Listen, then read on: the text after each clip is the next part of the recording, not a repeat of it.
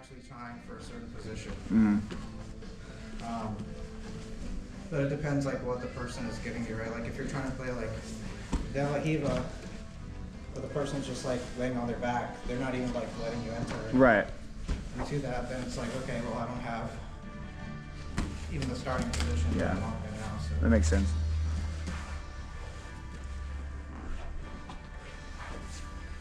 So is it more of just like, okay, I have options, I have like option A, B, C, if they do X, Y, Z, like if they're here, okay, then I've got this, you know, these kind of options, or here, as opposed to like, okay, I want to work De La Hiva, so you're like going toward that. Yeah, like sometimes I have like something in mind that Uh-huh. I work on.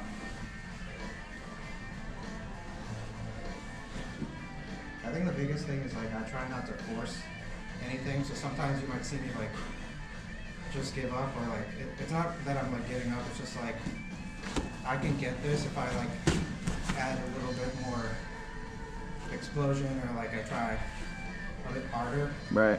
But I know that technically I'm not in the right spot to get what I want right now. Uh-huh.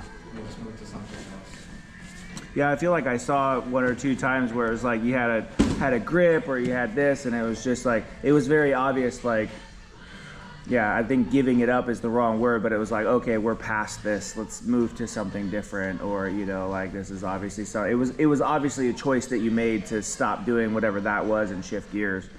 So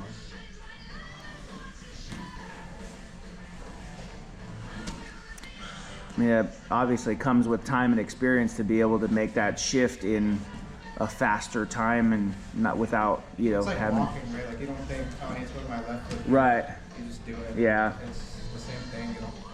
You're not really thinking about it so much. You've drilled everything so often, Right. rolled so often that like it's more just like instinct. Yeah. And again, unless like there's something I'm specifically trying to work on, and I'm like thinking through Right. a little more.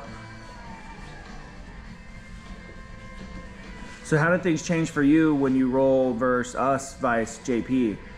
Like, when you roll with JP, are you focused more on what he's trying to do in defending because he's that much better and that far ahead, or is it like, how does that work for you? No, I think the role is the same. Uh-huh.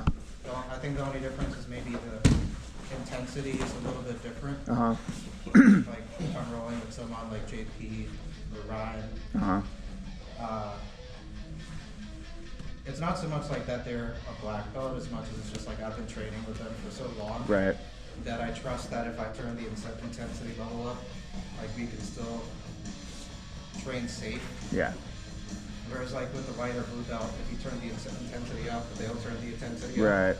And like usually you don't know how to use your body Right. much at that point. For sure. And so it's just a matter of time before someone like makes some explosive movement or some bad movement at the wrong time, and Yeah. someone gets injured. Yeah.